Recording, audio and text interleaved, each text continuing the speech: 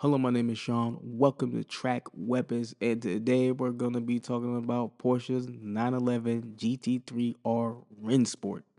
Now, this car was unveiled at Rennsport 7, and it is the successor to the 935 Moby Dick, which was unveiled at Rennsport 6 in 2018. Now, when I first saw this car, I actually thought it was the Moby Dick until I noticed that it was had a totally different body kit and was based on a newer generation of Porsche 911, which is the 992.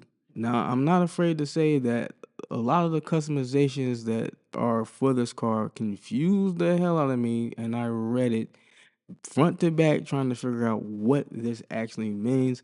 I don't know if it's a translation thing or if it's an inside thing where it comes to Porsche's customization that I don't understand because I'm trying to figure out how many colors there actually are and how many liveries there actually are. Now, from what I could tell, is liveries, there's at least two.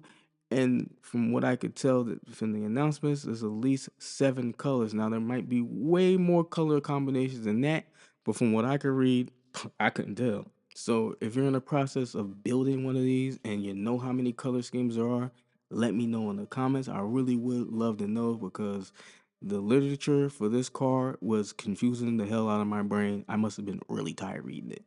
Now, speaking of having one of these built, this is a limited production car. There's only going to be 77 of these things. And if you're wondering about how much horsepower this car has, it has 611 horsepower. Now, it's a 911. You think they would have tried to get that magic 911 number for horsepower in this car? It's clearly a track focused, track only car. So, yeah, they probably wasn't trying to do that because I'm assuming that this car is one of the lightest Porsches that ever exist, and they want to give people too much power.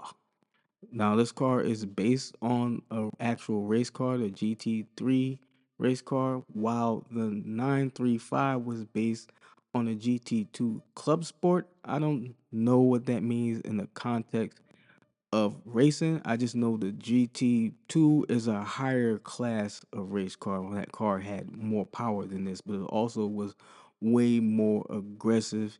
Even though this is the successor, I assume it performs better around the track. But what do I know? Now, I'm sure you're tired of me talking and you want to know how much this thing costs. Well, let me tell you without any hesitation that it is more expensive than I thought, and it costs $1 million. Yeah, that's right. Well, you got to expect that from a car that's a limited production and based on a race car coming from Porsche.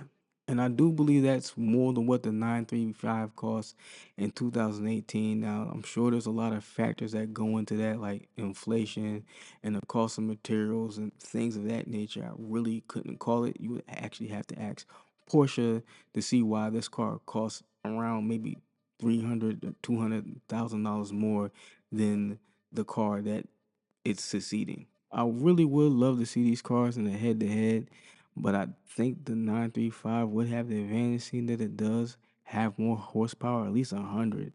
I assume it would do better, even though the wing on the Rennsport is crazy huge. I don't remember how big the one on the 935 is. I'm assuming it would be quicker around the corners because of how much downforce it has. But that's only an estimation on my half. I don't race, so I don't have any type of clue. But the likelihood of me actually being able to see that race is probably quite slim, and only a millionaire that owns both is going to be able to provide that information for any of us. And hopefully, they do it for our entertainment and their entertainment as well. Maybe cross our fingers, we'll get somebody to do that for us in the future. Who knows? We'll have to wait and see. I think I yammered on enough now. I've been wanting to make a video about this car for a while now. I just hadn't had time to sit down and research it and figure out everything I need to figure out. Only thing that really confuses me is the customization of the thing. I don't know how individualized you can make this car, and it's not my job, I guess, to figure that out because I'm not buying one. But yeah, I've been wanting to do this. It's just real life has been getting to me. Work has been getting to me, kicking my butt. I guess I'm getting a little too old for do this and that, but I'll get it together one way or another. And I appreciate everybody that watches these videos. Y'all been holding me down for a while now, and I really do appreciate you. I can't say that enough. Thank you very much. If you like the video, like the video. If you dislike the video, dislike the video. If you want to see what I got planned next, come see what I got planned next. Got a lot of stuff for the channel. Really want you guys to be there with me. With that said, I'll catch you later.